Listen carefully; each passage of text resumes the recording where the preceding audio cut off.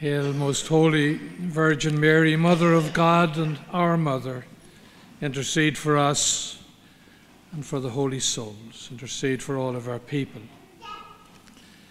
But I was just waiting there, I was saying the Hail Mary, and for some reason or other it reminded me, I worked in the Bahamas one time, and we lived and worked in a very poor parish in a very tough neighbourhood, and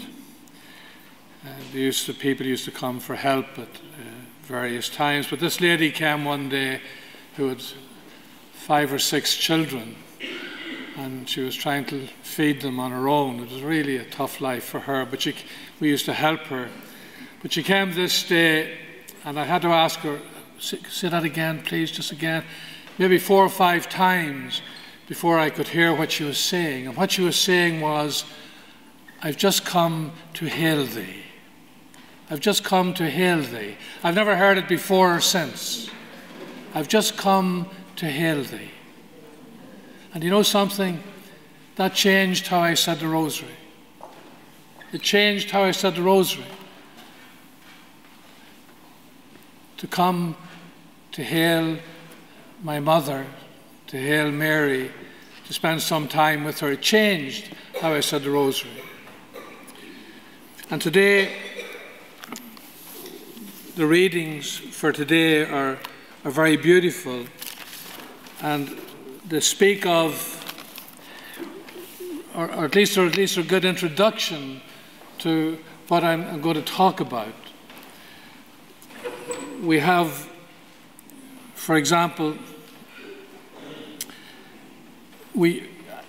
anything I'm going to say today, I'm sure you know already, but sometimes it's good to hear it again. And it really has to do with Mary, or the Virgin, the perpetual virginity of Mary from Scripture, and the motherhood of Mary, Mother of God and our Mother, from Scripture. There are many examples of the New Testament prefigured in the Old Testament, and there are many examples of the Old Testament fulfilled and revealed in the New Testament. And in today's readings of today, that's precisely what takes place. There are many parallels, many images, many figures and prefigures that draw to our attention various truths. And today, in the first reading from Hebrews, that's the reading of today. Now, I know you celebrated Our Lady of Fatima today, but it's very lovely and it's worth reading sometime. It's Paul's letter to the Hebrews, speaking of Abraham and Abraham's faith and Abraham's trust in God, and Sarah, and being prepared to sacrifice his son despite the fact that it seemed impossible. Still trust in God, that God's promise would be fulfilled. Even though the promise was to be fulfilled in Isaac, he was still prepared to do God's bidding, to do God's will, because he trusted that God's promise would come true, even if it meant sacrificing his son, even if it meant that, because he believed God could raise him from the dead. It's very powerful. It's all written here in Paul's letter to the Hebrews. Everything I've said is right here. And then you see parallels immediately with Jesus. And then the Gospel, Mark has the apostles, disciples out on the boat with Jesus. Jesus is asleep. There's a storm. And they're waking him up and say, do you not care? And he says to the storm, be quiet. Just quiet. Be quiet. And that brings us with parallels to, brings us to the creation account. The beginning, Genesis 1, beginning of Genesis, where in the beginning there was chaos, if you like, and the Spirit hovered round and God was present, and God said, let there be. And so it was. God said, Day 1, day 2, he saw it was good. Day 3, God said. And it's not until the prologue of John's Gospel where we see that the Word, in the beginning was the Word. The prologue of John's Gospel, John 1, brings us to Genesis 1. In the beginning was the Word. And we see there how the New Testament is revealed, it reveals the Old Testament. And we see that Jesus is the Word. Jesus was the one in the beginning who said, the same Jesus who said on the boat, "Be still." Who is he? His disciple. Who can this be? Even the storm obeys him. So it's telling us who Jesus is.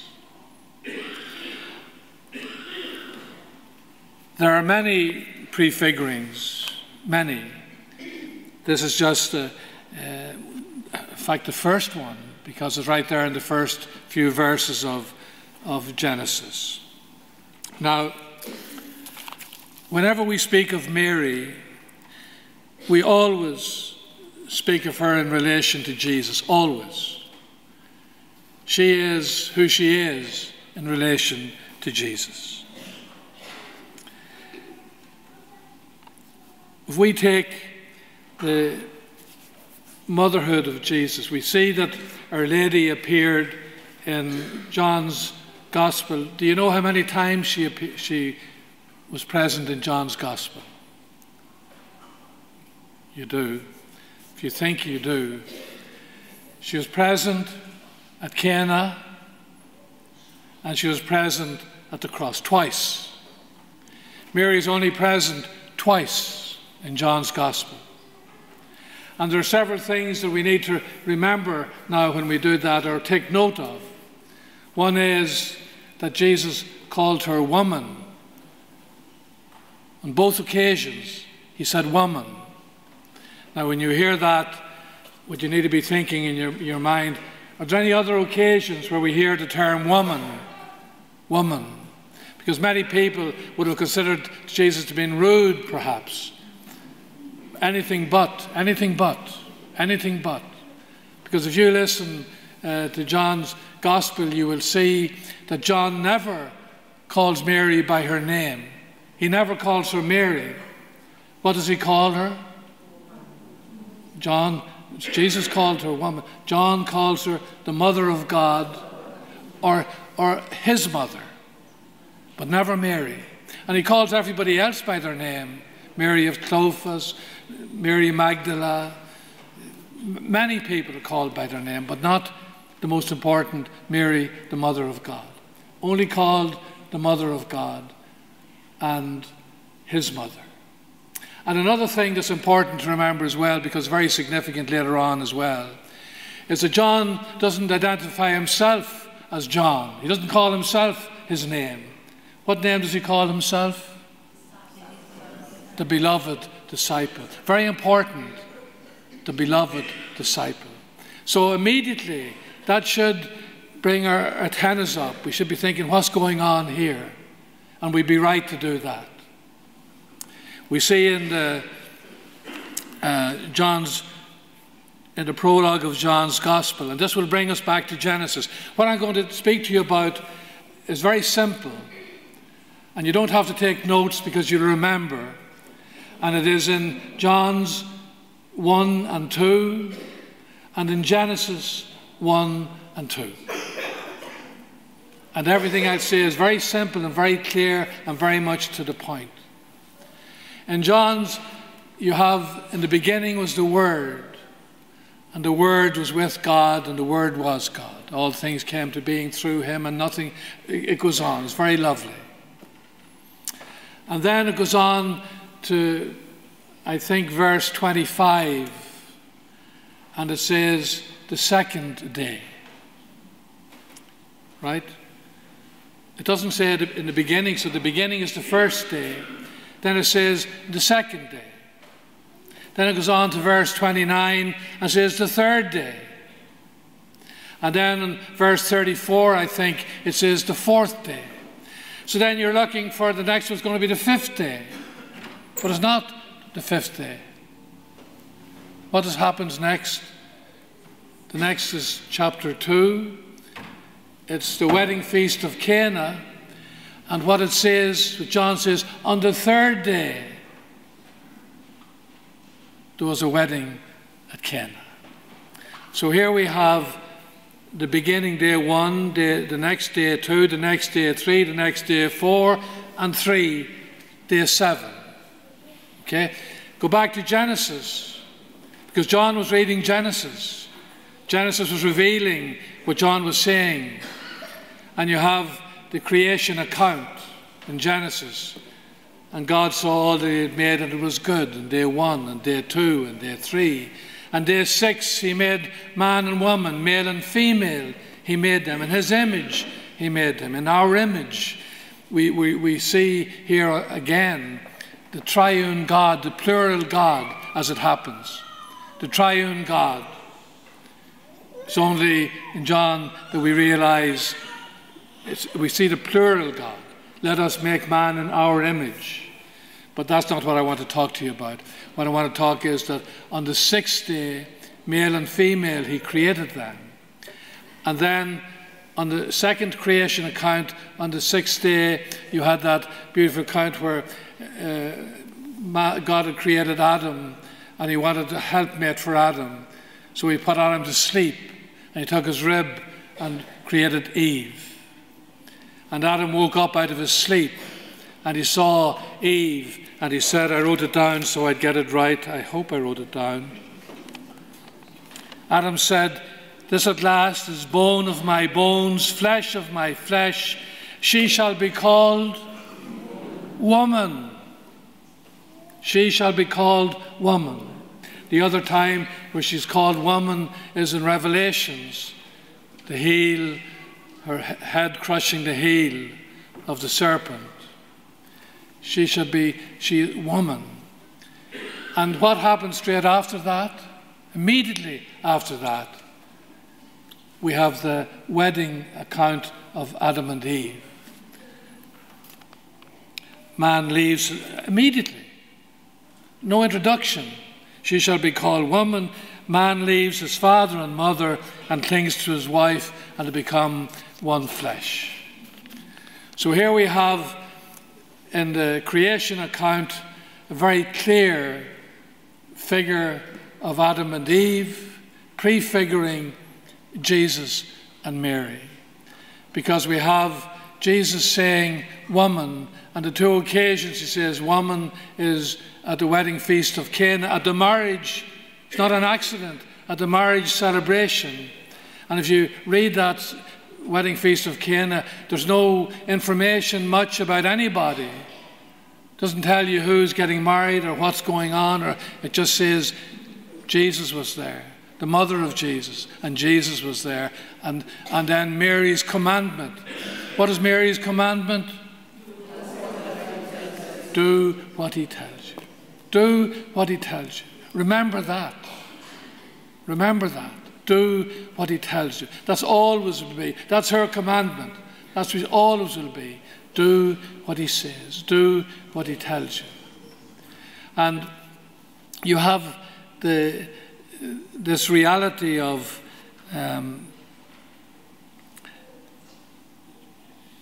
the first sign was the changing of water into wine. Now that itself draws parallels and images that will draw you to various places. But that's the first sign. And the second sign is his death and resurrection. And on each occasion, as we saw Mary was there, and on each occasion he addressed her as woman. That he is calling himself, if you like, the new Adam who has come to correct and redeem the fault of the old Adam, to redeem the world, to redeem God's people. And Mary is there as the new Eve, come also as Redeemer. And you see a co-redeemer, actually,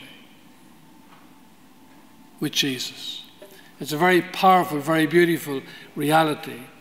And at that moment, when Jesus says on the cross, he says, woman, behold your son. Son. Okay. Now, what's going on there? Notice I said at the beginning that John does not call Mary by her name, nor does he call himself by his name. That what Scripture says, that he then, the beloved disciple, took her into his home. Because what Jesus is saying on the cross is that he is giving his mother to be your mother. That you are the beloved disciple.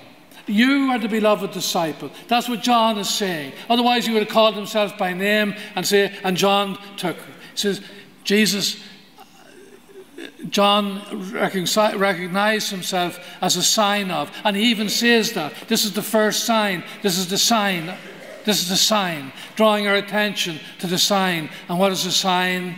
That the mother of Jesus, the mother of God, is your mother, and that you are the beloved disciple. You are the beloved disciple, and you are to bring her in to your home.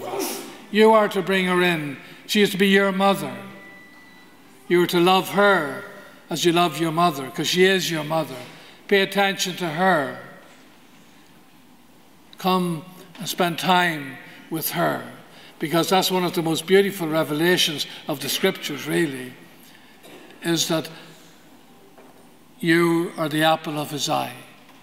You are his beloved disciple, and he's giving you his mother to be your mother. It's absolutely wonderful. It's absolutely wonderful. And also Scripture scholars will tell you that at that moment, that is the scriptural proof of the perpetual virginity of Mary, because you will know from Scripture that the Holy Family, that Jesus was very careful to obey the law. He was very careful always to obey the law. When he was presented in the temple, the offering was the offering according to the law of the poorest of the poor, according to the law. When he healed the man with leprosy, he says, go and show yourselves to the priest in accordance with the law. He was very careful to obey the law. And the law at that time, that if Jesus had brothers and sisters, children of Mary, then he would be breaking the law by entrusting her to the beloved disciple. He could not do that. Not only could he not do it, but he would not do it. He would not do it. The very fact, because his brothers and sisters wouldn't stand for it. The brothers would not stand for it, because the law said that they take responsibility, that they are the ones. But the fact of the matter is that he didn't have any brothers and sisters. In fact, all Scripture scholars really are in agreement with that. I don't know if there's any who disagree with that.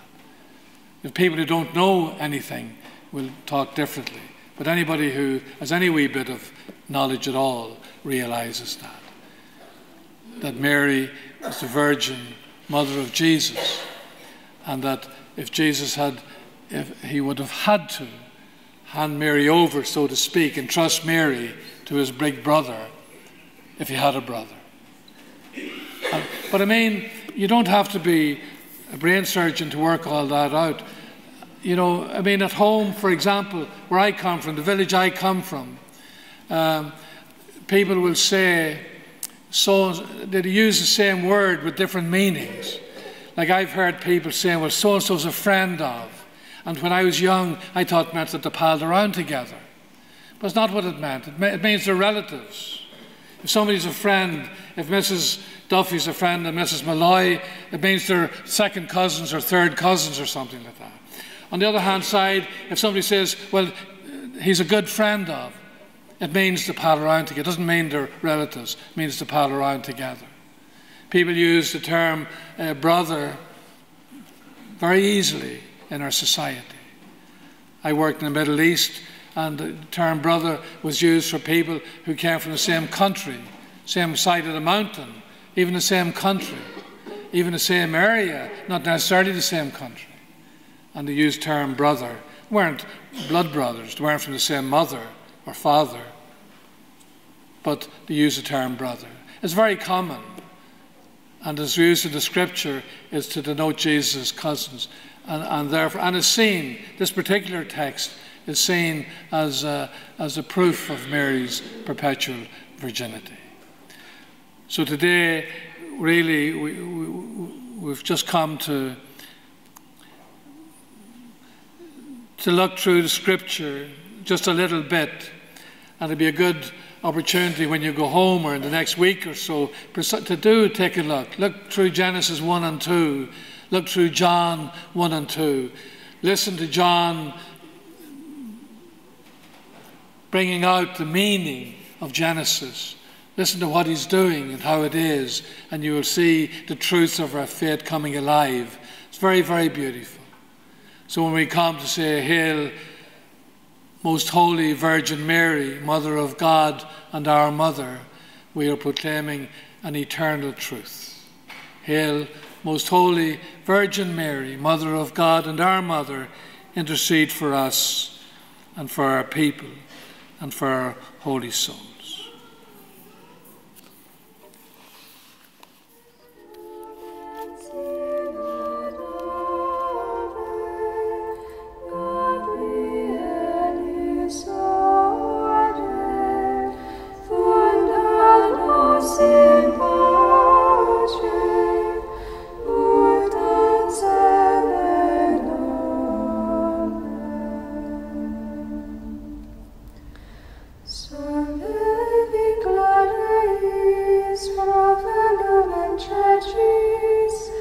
Mala nostra